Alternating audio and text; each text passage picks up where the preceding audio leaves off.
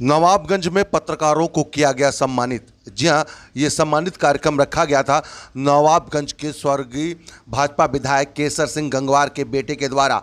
विशाल गंगवार ने यहाँ पर नवाबगंज के समस्त पत्रकारों को बुलाया, उनको शॉल उड़ाकर और एक फूल देकर उनको सम्मानित किया। आर सोनी न्यूज़ के संवाददाता अखलाक अंसारी को भी यहाँ पर सम्मानित किया गया। तस्वीरें हम आपको दिखा रहे हैं कि यहाँ पर किस तरीके से अलग अलग प्रिंट मीडिया हो या इलेक्ट्रॉनिक मीडिया या वेब मीडिया, सभी को यहाँ पर सम्मानित किया गया। आपको बता दें कि नवाबगंज के भाजपा विधायक केसर सिंह गंगवार की कोरोना काल में असमय मौत होने के कारण नवाबगंज में ऐसा माना जा रहा था कि केसर सिंह की मौत के बाद भाजपा में कोई ऐसा व्यक्तित्व नहीं है जो केसर सिंह के अधूरे विकास कार्यों को पूरा कर सके। लेकिन आज केसर सिंह गंगवार के पुत्र विशाल गंगवार ने, आपको बता दें कि बैंक्वेट हॉल में कार्यक्रम रखा जिसमें नवाबगंज के समस्त पत्रकारों को बुलाकर शॉल उड़ाकर और फूल देकर उनको सम्मानित किया गया। उसके बाद मीडिया को बताते हुए उन्होंने कहा कि पापा का सपना था कि क्षेत्र में कुछ ऐसा कर जाऊं जैसे कि मेरा नाम हमेशा स्वर्ण लफ्जों में लिया जा सके, लेकिन मेरे पापा की असमय मौत होने के कारण उनके सपने अधूरे रह गए। उनके सपनों को पूरा करने के लिए मैं आज राजनीति में दखल देने जा रहा हूं। अगर मुझे भाजपा से 2022 में टिकट मिलता है तो मैं नवाबगंज विधानसभा चुनाव लड़ूंगा और मुझे उम्मीद है कि मैं भारी मतों से जीतूंगा, जैसे मेरे पापा जीत कर आए थे चुनाव। पापा के अधूरे सपनों को पूरा करूंगा और पार्टी को मजबूती दिलाना, पार्टी मजबूती से दिलाऊंगा और पार्टी की जिम्मेदारी को निभाऊंगा। तस्वीरें हम आपको दिखा रहे हैं नवाबगंज की, जहां पर सारे पत्रकारों को सम्मानित किया गया और उसी में थे आरसो न्यूज संवाददाता अखलाक अंसारी, जिनको सम्मानित किया गया। आरसो न्यूज की तमाम खबरों को देखने के लिए हमारे यूट्यूब चैनल को सब्सक्राइब करें और ताज़ा तरीन खबरों को पढ़ने के लिए हमारी वेबसाइट www.arsonews.com पर विजिट करें। साथ ही आप हमें डेली हंट पे भी फॉलो कर सकते हैं और पब्लिक ऐप पर भी आप आरसो न्यूज को फॉलो कर सकते हैं। आरसो न्यूज के लिए देख रहे हैं आप बरेली के नवाबगंज से अखलाक अंसारी की रिपोर्ट।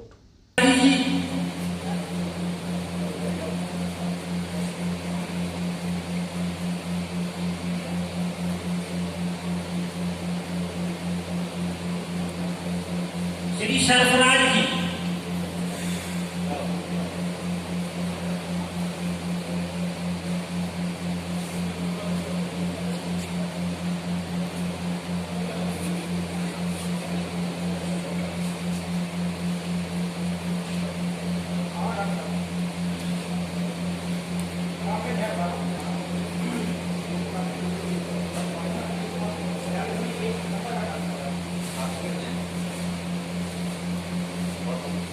श्री फिजा जयदी जी उपस्थित हैं। फिजा जयदी जी,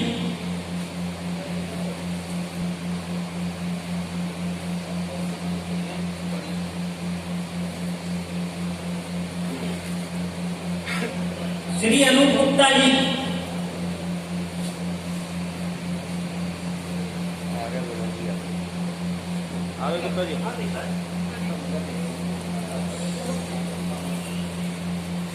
श्री तैयब खान जी,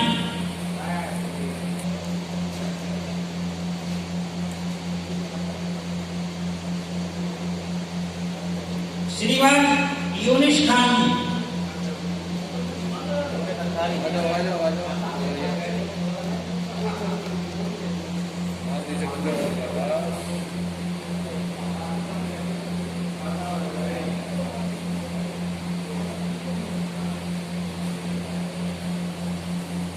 देखिए भाई इधर डालिए।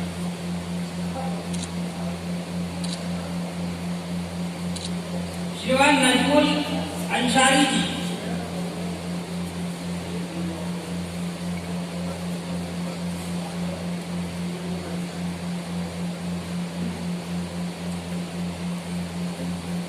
श्रीमान अफजाल अहमद जी, अफजाल अहमद, रियाजुद्दीन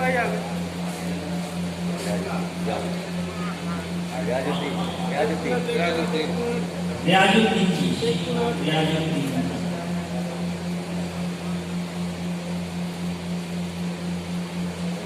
सम्मान ग्रहण करने की कष्ट करें।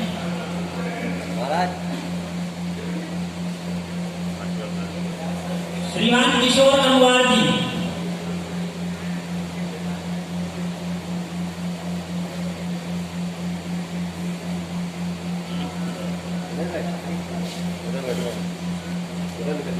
मंसूरी जी शायद उपस्थित हो चुके हैं।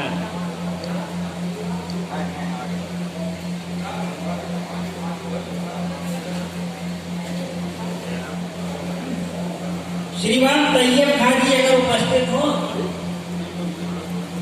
इधर देखो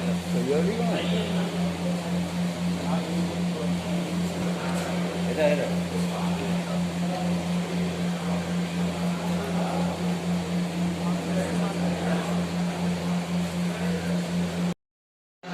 आज हम अपने पत्रकार बंधुओं के साथ बैठे ताकि हम उनसे अपनी जान पहचान कर पाएँ और वो लोग भी हमसे परिचित हो जाए। क्या चुनाव लड़ने की आपकी कोई प्लानिंग है? जी, चुनाव लड़ने की प्लानिंग पूरी है। ऊपर से पार्टी हाईकमान से भी संकेत आए हैं कि आप अपनी तैयारियां कीजिए। किस पार्टी से? भारतीय जनता पार्टी। तो भारतीय जनता पार्टी से और भी प्रत्याशी सामने आ रहे हैं, तो आपको लगता है उनके बीच में आपको टिकट मिल जाएगा? देखिए, टिकट तो कोई भी मांग सकता है, लेकिन मैं क्योंकि स्वर्गीय विधायक जी अपना कार्यकाल पूरा ना कर पाए और उनके जो सपने थे वो अधूरे रह गए, उन सपनों के बारे में मैं भली बात जानता हूँ। मैं उन सपनों को पूरा करने के लिए जनता के बीच में जाना चाहता हूँ और गरीब निर्धन लोगों की मदद करके उनको जो है आगे से आगे बढ़ाने का काम करना चाहता हूँ। आपको लगता है जितना प्यार विधायक जी को दिया गया, जनता ने दिया है, क्या आपको लगता है आपको भी जनता उसी तरह प्यार देगी? हाँ, मुझे पूरी उम्मीद है कि क्षेत्र की जनता जो है मुझे वही प्यार और वही मोहब्बत देगी। विधायक जी पिछली बार विधानसभा सीट जो है भारतीय जनता पार्टी से लड़े थे, लेकिन उसके बावजूद भी मुस्लिम वोट बड़ी संख्या में उन्हें मिला था। क्या आपको लगता है कि आप जब लड़ेंगे तो आपको भी मिलेगा? जी बिल्कुल। आपके क्या मुद्दे हैं और आपकी पार्टी के आगे क्या मुद्दे हैं? मेरे मुद्दे सिर्फ वही है जो माननीय विधायक जी जो काम इस क्षेत्र में कराना चाहते थे, उनका सपना था कि 9 विधानसभा में सबसे नंबर 1 विधानसभा इसको बनाया जाए। उसी सपने को लेकर मैं आगे बढ़ूंगा और जनता के बीच में जाऊँगा। विशाल भाई, एक बात और जानना चाहेंगे, जिस तरीके से जो जागीर का जो पुल बन रहा है वो अधूरा है, उसको आप किस नज़रिए से देख रहे हैं और किस तरीके से पूरा कराएंगे? नहीं, अधूरा नहीं है, वो पुल तो पूरी तरीके से स्वीकृत हो गया था। उसमें अब मिट्टी का टेंडर हो गया है और जल्दी उसमें मिट्टी का काम शुरू हो जाएगा। वो पुल तो पूरा कंप्लीट होकर रहेगा क्योंकि पैसा उसका अवमुक्त हो चुका है, तो उससे कोई दिक्कत नहीं है, वो तो पुल बन के ही रहेगा। अभी कुछ दिन पहले जादवपुर मार्ग आपने स्वर्गीय विधायक जी का पूरा कराया था, उनका सपना था कि पूरा हो, तो किस तरीके से पूरा कराया था?